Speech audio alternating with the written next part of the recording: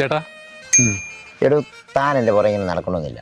ഏതെങ്കിലും ഒത്തു വന്നാൽ ഞാൻ അങ്ങോട്ട് അറിയിച്ചോളാം. ഇത്ര നാളൊന്നും ഒത്തുവരാത്തോണ്ടല്ലേ ചേട്ടാ ഞാൻ ചേട്ടന്റെ പുറകെ കിടക്കുന്നു. എന്ന് പറഞ്ഞാൽ എങ്ങനെ? താൻ ഡീറ്റെയിൽസ് തന്നിട്ട് 6 മാസമല്ലേ ആയിട്ടുള്ളൂ. ഇതിനൊക്കെ കുറെ സമയം എടുക്കും. അങ്ങനെ പറയല്ലേ ചേട്ടാ.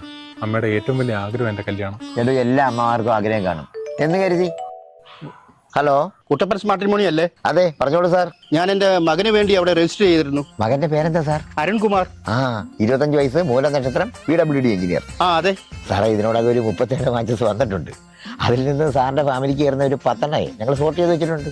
ആ 10 പ്രൊഫൈലും സാറിന് ഇന്ന് തന്നെ അയച്ചേക്കാം. ആയിക്കോട്ടെ. ശരി സാർ.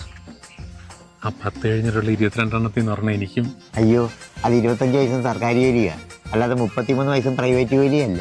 അല്ല, ഈ 27-28 വയസ്സുള്ള പെമ്പിളാരൊന്നും ഇല്ലേ? ഉണ്ട്, പക്ഷെ താൻ പറഞ്ഞേ നിറത്തിലും പൊക്കത്തിലും വണ്ണത്തിലുള്ള ആരും കിട്ടൂല. അയ്യോ, അതൊക്കെ പണ്ടായിരുന്നു. ഇപ്പൊ അങ്ങനൊന്നും ഇല്ല. കെട്ടാൻ പാകത്തിന് പെങ്കൊച്ചിനെ കിട്ടിയാൽ മതി. അതും പാടാ. 26 കഴിഞ്ഞ പിള്ളേർക്കൊന്നും ഇപ്പൊ കെട്ടണമെന്ന് പോലും ഇല്ല. ഏതെങ്കിലും രാജ്യത്ത് വേണം, പണം സമ്പാദിക്കണം. അതാ മൈൻഡ്. ഇങ്ങനെ ഞങ്ങളൊക്കെ എന്തോ ഈ താൻ പോയി ഒരു ഫുൾ ബോഡി ചെക്കപ്പ് ഒക്കെ നടത്തി റിപ്പോർട്ടുമായിട്ടോ. അല്ല, അതിന്റെ ആവശ്യം എന്തോ? പെൺവീട്ടുകാർ അതൊക്കെ ഇപ്പൊ ചോദിച്ചു തുടങ്ങി. ഇവിടെ കെട്ടിയവന്മാര് കെട്ടടിക്കാൻ വേണ്ടി കിടന്ന് പാടുപെടുമ്പോഴാ കെട്ടാത്തവന്മാർക്ക് കെട്ടാൻ വേണ്ടിയുള്ള പങ്കപ്പാട്.